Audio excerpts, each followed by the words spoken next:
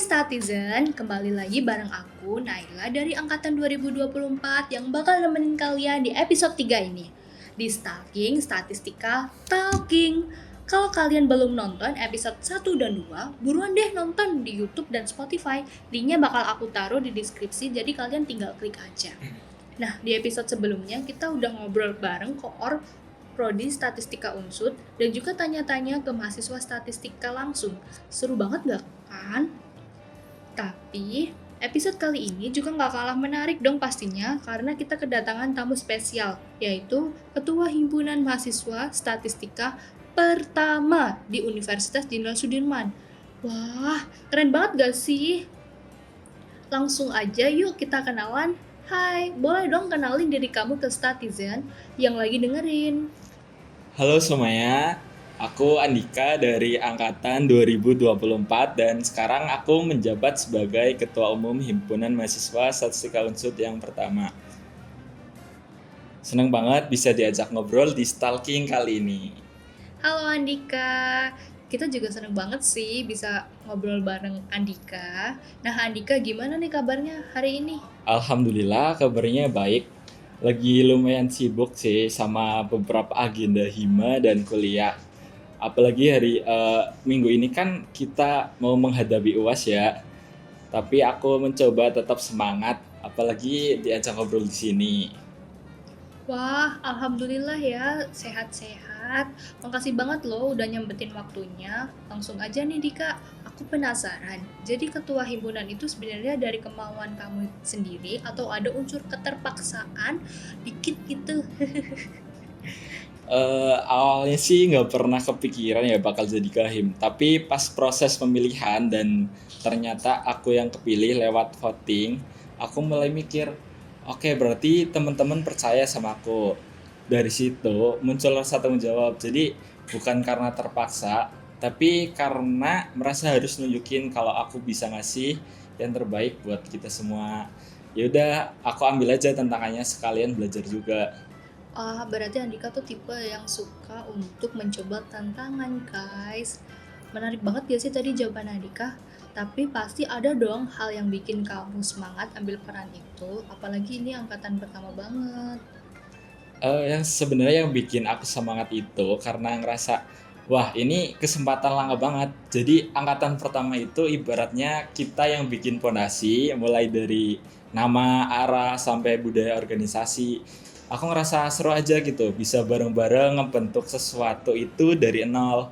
Aku pengen ninggalin jejak yang bisa dilanjutin sama angkatan-angkatan setelah kita. Kalau denger dari cerita Andika itu kayaknya eh, banyak banget ya sih tugas di angkatan pertama, apalagi sebagai kahim ya. Nah, karena itu pernah gak sih Andika tuh ragu pas tahu kalau kamu tuh kepilih jadi kahim? Pastinya ada. Namanya juga kan pertama kali ya megang tanggung jawab segede ini. Terus aku juga sempat kepikiran sih, aku bisa nggak ya ngejalanin peran ini. Tapi pelan-pelan aku tuh sadar sebagai ketua tuh nggak harus sempurna kok. Yang penting niat aku itu benar dan juga aku mau belajar. Apalagi di Himasta ini kan aku nggak sendiri ya, ada teman-teman yang bantuin aku. Jadi walaupun awalnya ragu, lama-lama ya itu aku juga yakin kalau aku mampu. Bener sih, semua tuh kan pasti ada proses untuk yakin ya. Nah, gimana sih cara kamu untuk meyakinin diri kalau kamu tuh mampu jadi kahim? Nah, yang pertama itu aku coba buat kayak nggak terlalu keras sama diri sendiri. Aku bilang ke diri sendiri, ya udah nggak harus langsung bisa semuanya kok. Yang penting aku mau terus belajar. Aku mulai dari evaluasi hal-hal dasar kayak cara komunikasi, dengerin orang, ngatur waktu, sampai nyelesain masalah kecil. Aku juga ngobrol banyak sama teman-teman dan juga kakak tingkat buat aku nanti bisa dapat insight baru. Dukungan dari mereka juga penting banget buat ningkatin kepercayaan diri aku sih. Boleh tuh jadi Gitu. tips. Terus sebelum jadi kahim, kamu pernah gak sih aktif organisasi juga? Jadi waktu SMA itu aku ikut beberapa ekstrakurikuler ya. Ada English Club, terus ada karya ilmiah remaja, dan juga pernah jadi tim KSN.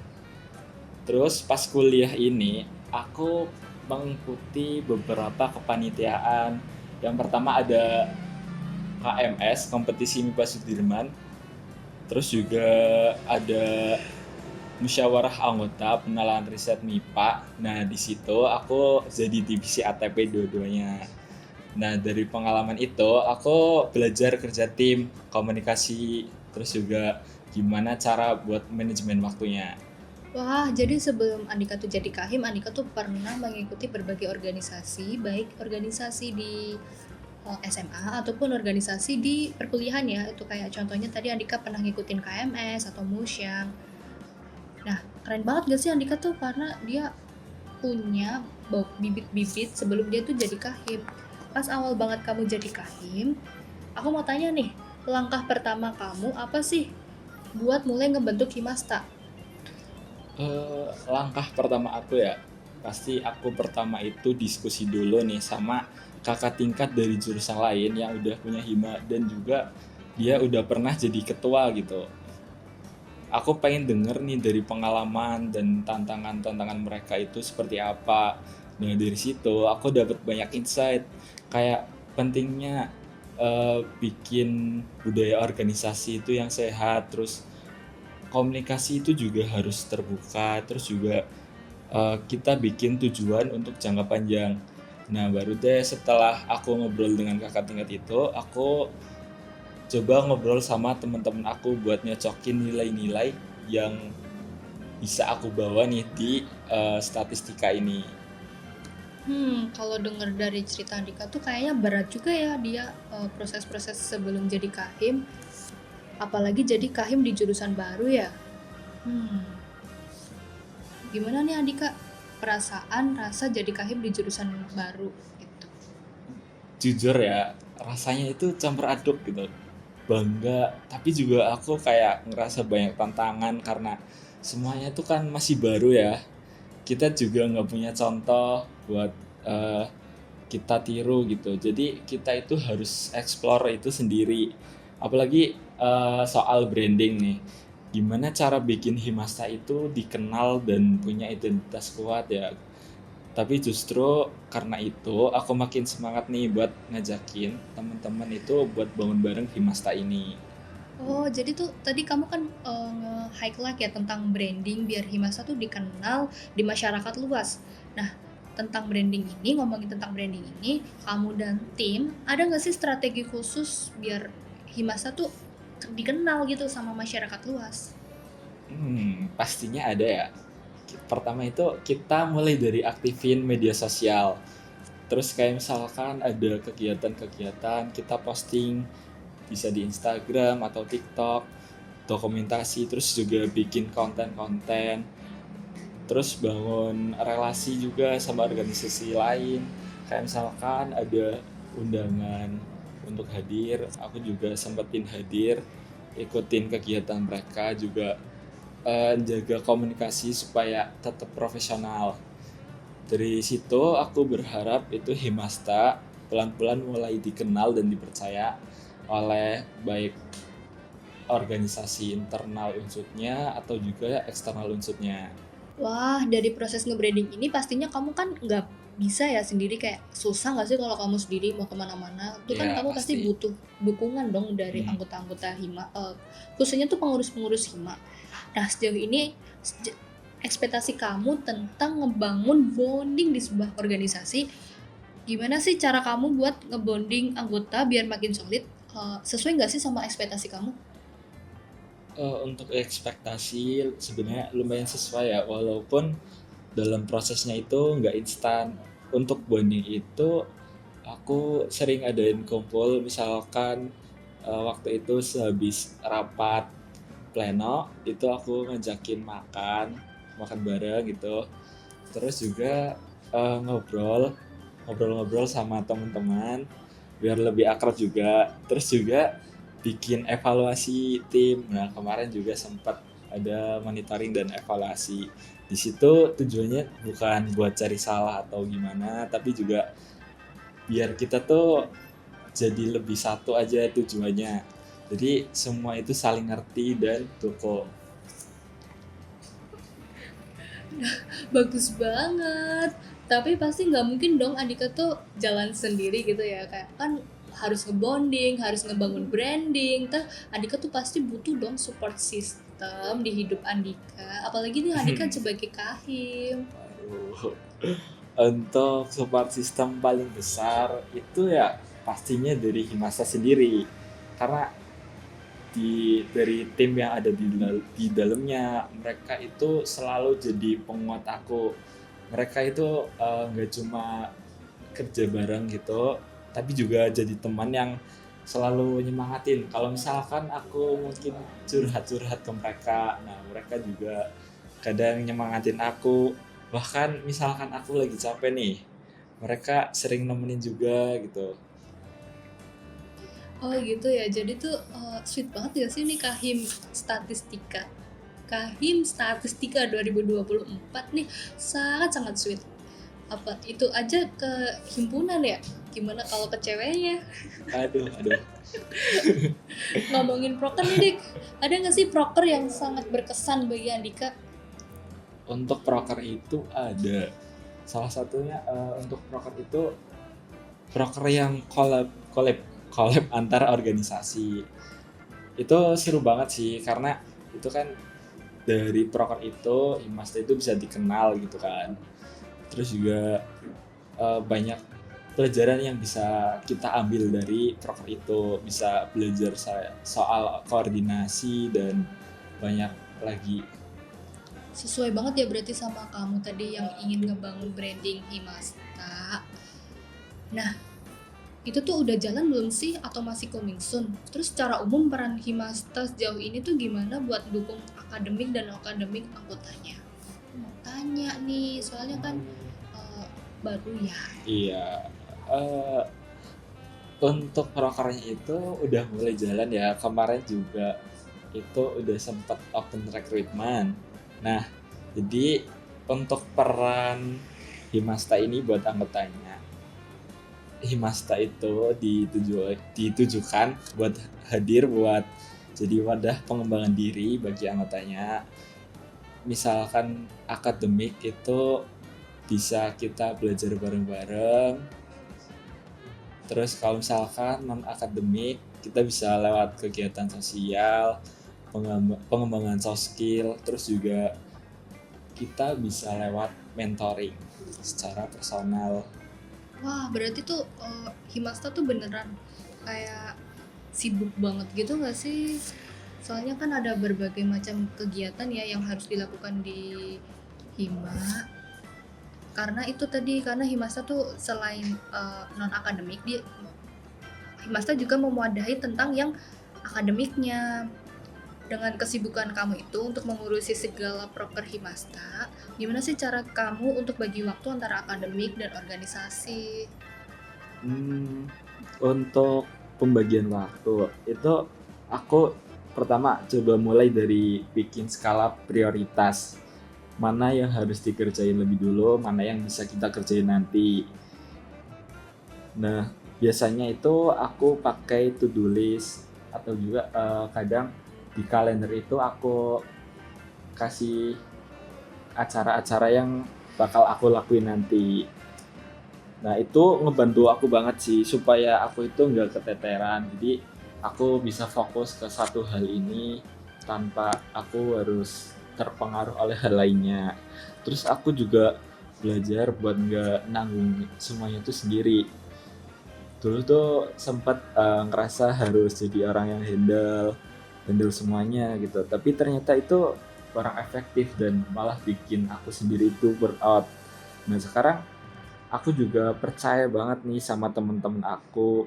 Jadi aku ngebagi tugas ke teman-teman di Hima karena mereka juga punya kemampuan dan sudut pandang itu yang bisa ngisi kekuranganku, dan mereka semua itu juga eh, untuk kinerjanya sangat-sangat bagus gitu ya.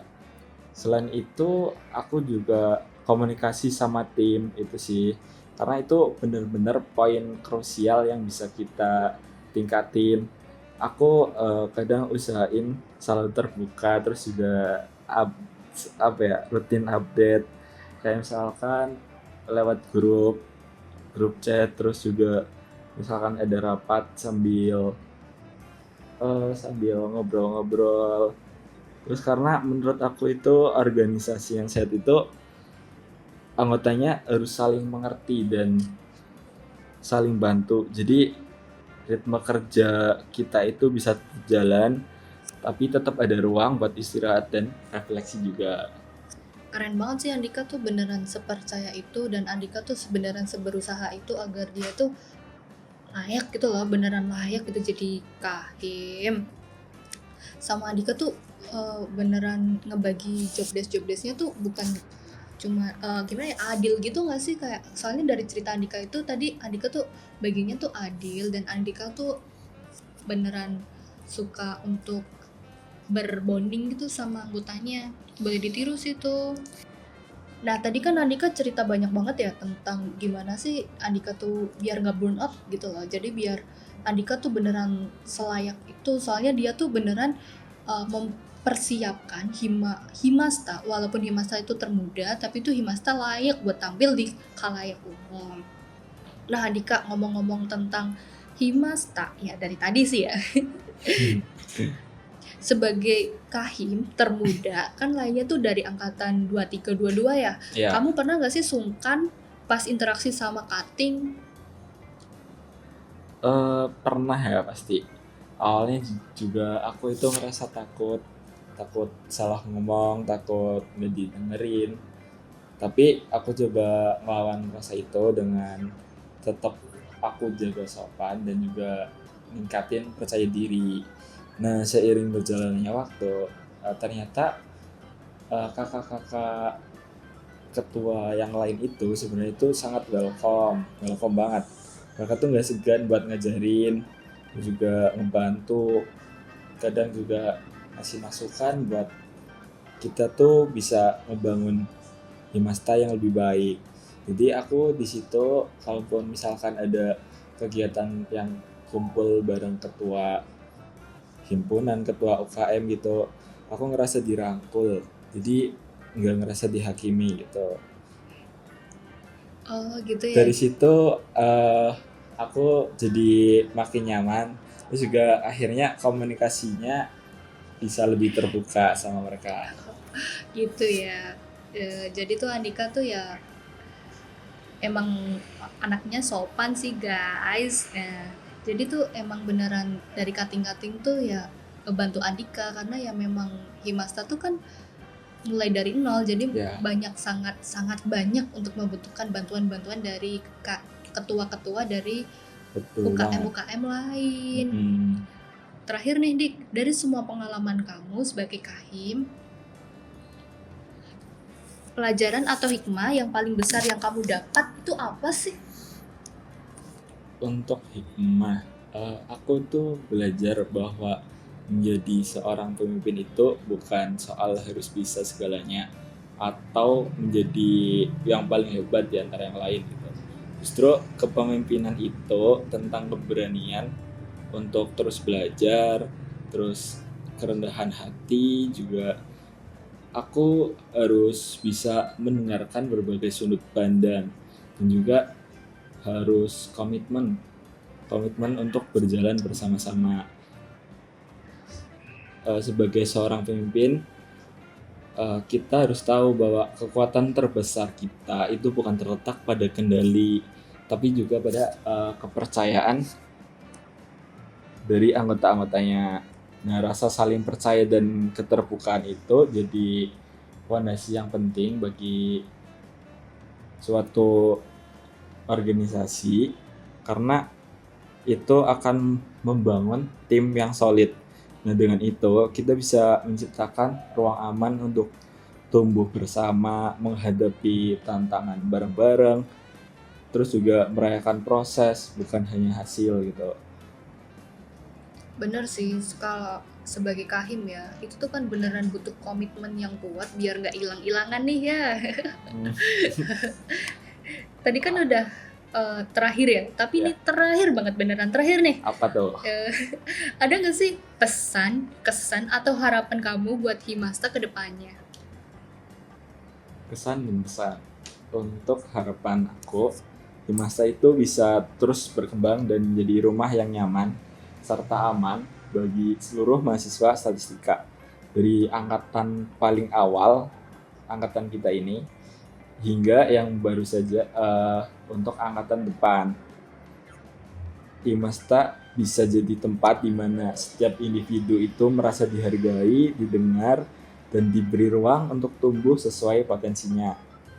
Aku juga berharap budaya positif yang sudah kita bangun bersama-sama itu